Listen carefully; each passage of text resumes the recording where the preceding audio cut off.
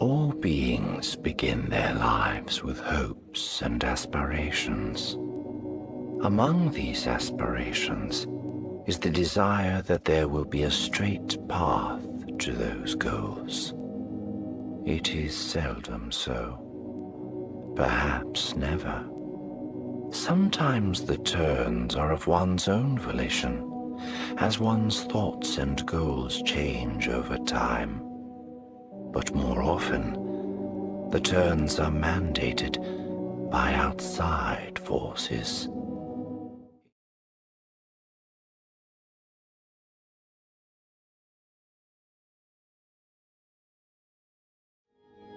A life path may change because of important decisions or events.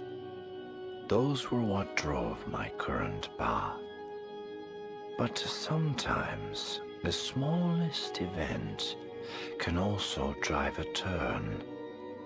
In the case of Eli Vanto, that force was a single overheard word. Chiss. Where had Cadet Vanto heard that name? What did it mean to him? He had already spoken one reason, but there might well be others. Indeed, the full truth might have several layers. But what were they? On a ship as large as this, there was only one practical way to find out. Thus did my path take yet another turn, as certainly did his. War is primarily a game of skill. It is a contest of mind matched against mind, tactics matched against tactics. But there is also an element of chance that is more suited to games of cards or dice. A wise tactician studies those games as well and learns from them. The first lesson of card games is that the cards cannot be played in random order. Only when laid down properly can victory be achieved. In this case, there were but 3 cards. The first was played at the encampment. The result was entrance to the strikefast. The second was played aboard ship. The result was the promise of passage to Coruscant and the assignment of Cadet Vanto as my translator.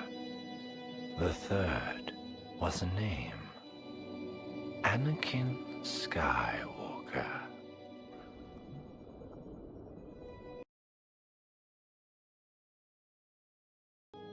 There are times in every commander's life when he must yield the stick of authority to a subordinate. Sometimes the reason is one of expertise, when the subordinate has skills the commander lacks. Sometimes it is positional, when the subordinate is in the right place at the right time and the commander is not. Often it is anticipated there will be loss of direct communication, which means the subordinate may be given general instructions, but must then carry them out on his own initiative as the situation flows around him. No commander enjoys those moments. Most subordinates fear them as well. Those who do not fear already betray the overconfidence that nearly always leads to disaster.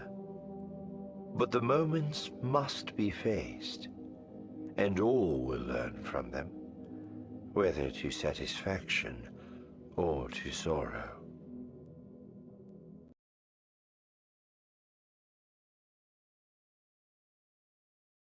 At one time or another, every warrior wishes to have an unconquerable fortress. Such a fortress is perceived as a refuge, a place of defiance, or a rock upon which enemies can be goaded into smashing themselves to their own destruction. Politicians, too, yearn for such fortresses. though they envisioned them in terms of power and authority, instead of stone and weapons and shields. Industrialists wished to be similarly protected against competitors and marauders, while pirates hoped for defense against system authorities. In one way or another, all people wish for ultimate safety. But ultimate safety does not exist. Those who trust in such will find that hope dashed upon the very rock behind which they seek to hide.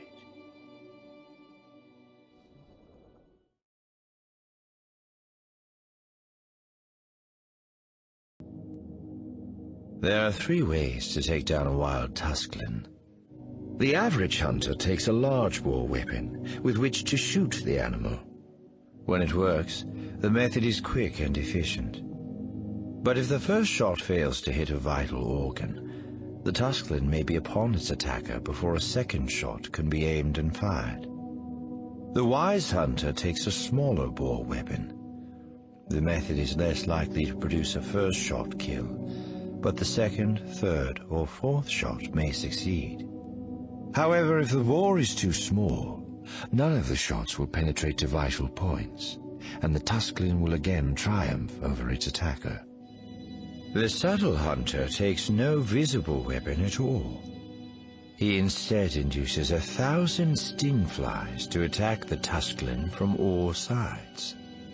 The method is slow and destructive of the pelt, but in the end, the Tusklan is dead, and it dies never knowing where the attack came from.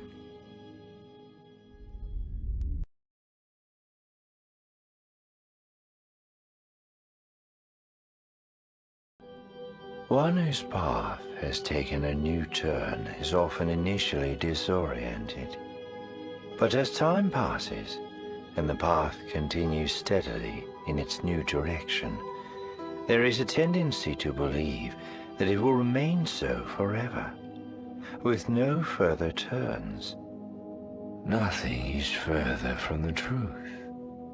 A path once bent is always susceptible to new changes, particularly when the original change came from manipulation by an outside force.